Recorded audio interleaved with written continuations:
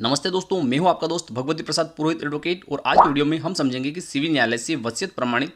होने पर नामांतरण की क्या प्रक्रिया होगी। तो इस काल्पनिक ग्राफ के माध्यम से हम ऐसे समझेंगे कि यह एक ज़मीन का टुकड़ा है या यह एक खेत है। इस खेत की वसीयत इस वादी के नाम पर कर दी जाती है। तो ऐसी स्थिति में यह वादी क्या करेगा कि जिस व्यक्ति ने इस ज़मीन की वसीयत की है उस व्यक्ति की मृत्यु के बाद में यह वादी जो है यह सिविल न्यायालय में वाद प्रस्तुत करेगा कि इस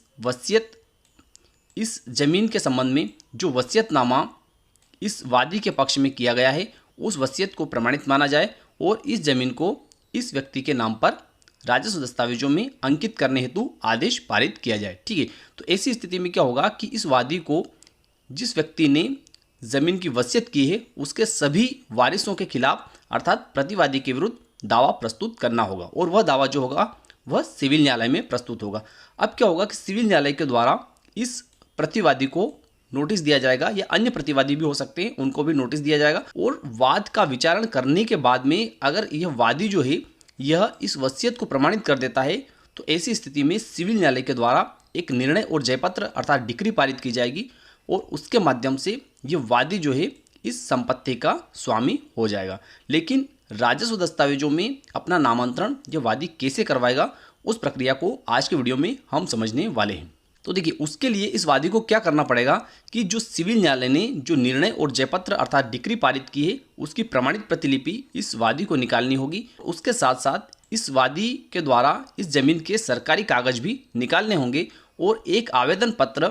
इस वादी द्वारा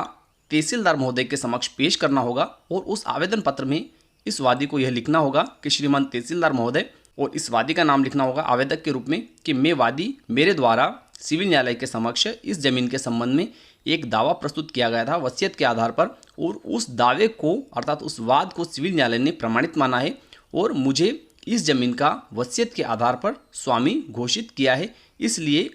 उस निर्णय और जयपत्र के आधार पर श्रीमान तहसीलदार महोदय आप इस जमीन को सरकारी कागज में मेरे नाम पर दर्ज करें। ठीक है, तो ऐसी स्थिति में तहसीलदार महोदय के द्वारा क्या किया जाएगा कि जो सिविल न्यायालय ने जो निर्णय पारित किया है उसमें जो प्रतिवादी लोग हैं अर्थात ये लोग जो है इनको भी सूचना पत्र भेजा जाएगा और अगर ये प्रतिवादी लोग जो है इनके द्वारा इस सिविल न्यायालय के निर्णय के विरुद्ध कहीं अपील की है और उस अपील में अगर इन प्रतिवादी लोगों को किसी प्रकार का कोई स्टे मिल गया है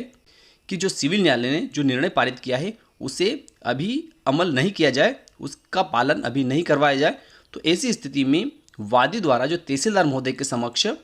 जो आवेदन पेश किया है निर्णय और डिक्री के आधार पर सिविल न्यायालय के निर्णय और डिक्री के आधार पर उसे तहसीलदार महोदय जो है वे रोक देंगे। लेकिन अगर प्रतिवादी गण के पक्ष में सिविल न्यायालय से वरिष्ठ न्यायालय अर्थात जिला न्यायालय के द्वारा